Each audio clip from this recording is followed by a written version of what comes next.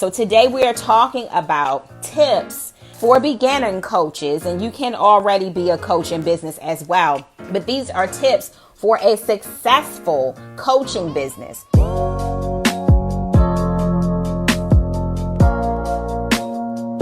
So if you don't know me yet, my name is Coach Dallas Gordon. I am an international business coach and marketing strategist, author, and speaker. I am a purpose-driven coach, and I serve purpose-driven entrepreneurs just like you.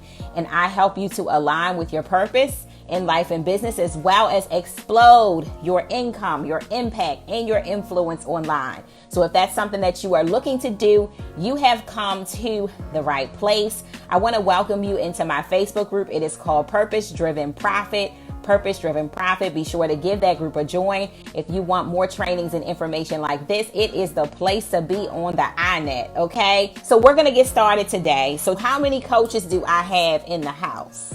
How many coaches do I have in the house?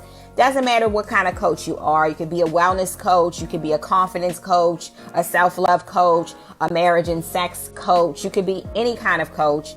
These tips will work for you. So it doesn't really matter whether you're aspiring to be a coach, whether or not you're already a coach or you've been coaching for some time. These tips are going to help you today. Okay, guys? So first of all, when I first started my coaching business a few years back, I had already been giving out loads of free information. I had hired my first coach. He was like, clearly you have a gift. You're always helping people. Why aren't you monetizing this? Why aren't you taking this serious? So I put up my first product. I actually already had a Facebook group of people that I was already helping for free. And when I put out my first product, crickets.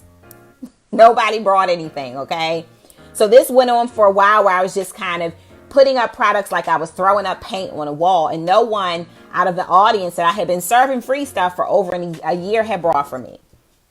So I took that group down. I started over retraining my new audience to understand what I did, what I had to offer, and how to connect and buy from me. So one thing I do want to say, I am not placing the blame on your audience. So one thing I want to say to you, my number one tip for you guys today, which isn't even written down on the notes, okay, because this is really going to be good.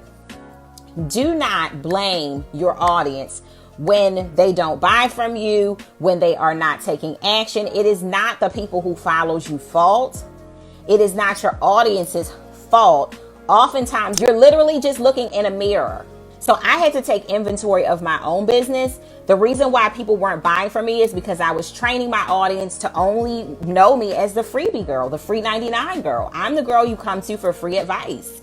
When I started selling to them, they didn't see why they needed to all of a sudden pay for it. But when you don't have clarity, you can't expect your audience to have clarity about you and what you offer. But the good news is, we're here to clean house today. Hello. So let's talk over some tips. Now that you know my stomping grounds and my story and where I came from and how hard it was and how I had to really, really reprogram my mind. So here we go.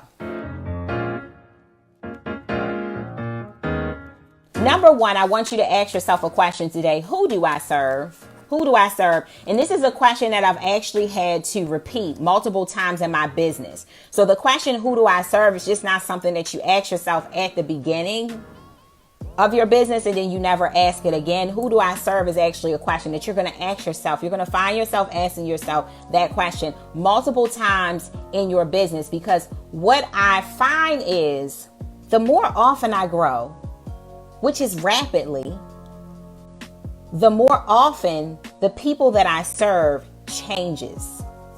I know you guys may have heard before that your business will never grow more than you're willing to grow. But the more that you grow, the more that you will require your clients to grow. So that question will almost, if you're growing rapidly, I don't know, that question may need to be asked weekly, sometimes daily, sometimes monthly, sometimes not as much. But when you are in having a real growth spurt in your life and business, you will find yourself having to revisit that question, because you will find clients showing up in your business that you really don't want there. And the only person that you can look at is you. So who do you serve? Be specific.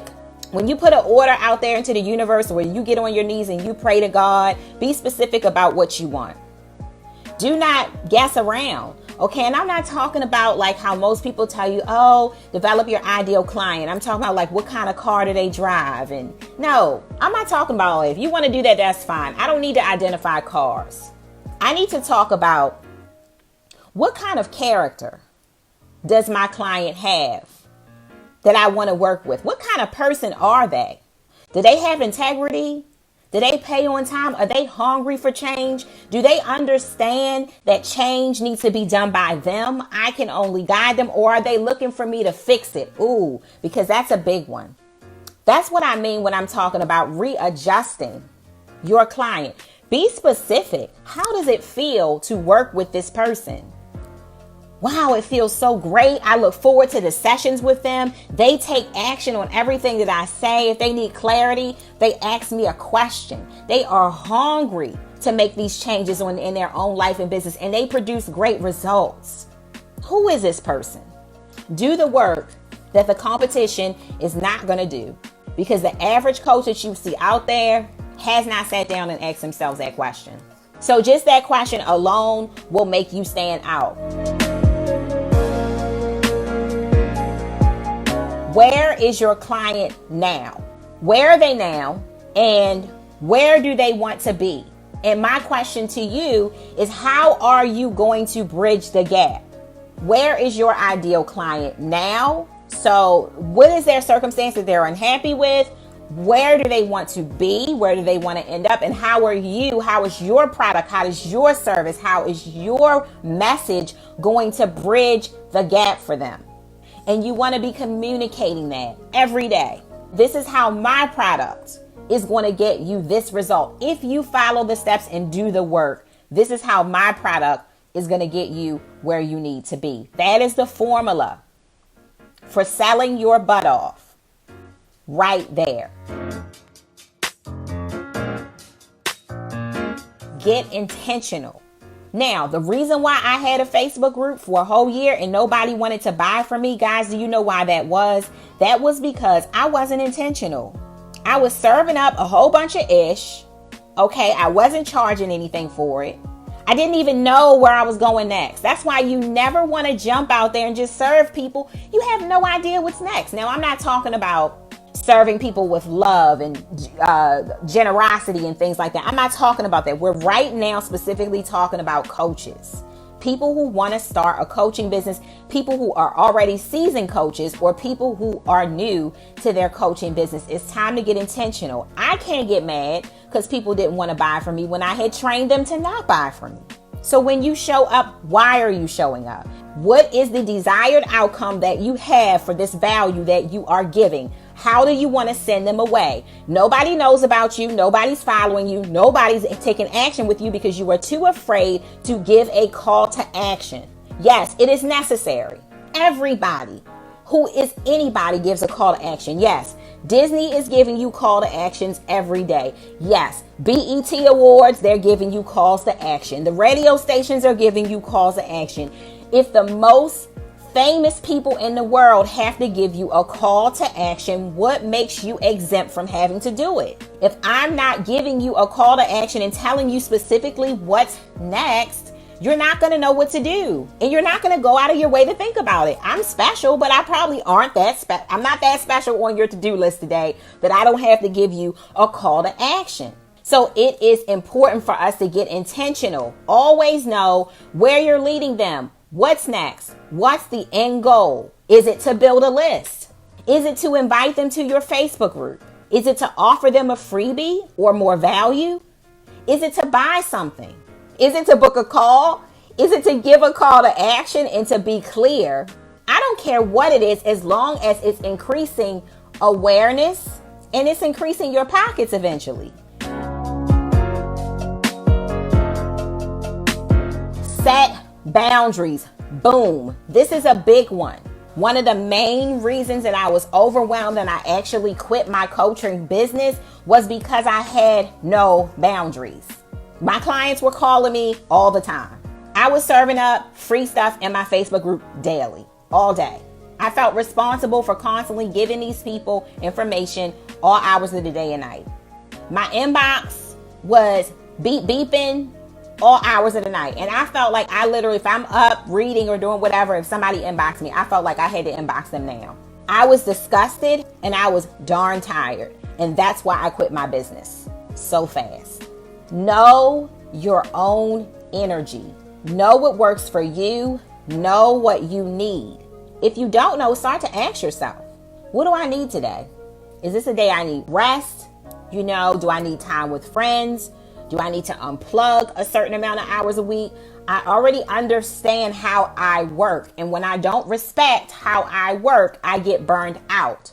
Know what your role is. Set your boundaries. When you shouldn't be talking to people online, you should be with your family. Focus on that. That way you won't get burned out. Focus on that and only that. The last one is to test and test again, and to get yourself some reviews. Some of your businesses are new. You are in the testing phase. There is nothing wrong with offering some of your products and services with a purpose to a few people at a discounted price, or sometimes even complimentary, so that you can get your reviews. There is nothing wrong with launching a program or product beta, which is a trial period, so that you can get your reviews up. But my thing is, do it with a purpose. Know what you need when you need it. Trust yourself and do it with a purpose though. Otherwise, I love you guys. Be so blessed. Have a wonderful, blessed, and prosperous day. Thank you so much for spending this time with me today. And I will see you guys around in these digital streets. Okay, bye guys. Much love to you. Bye.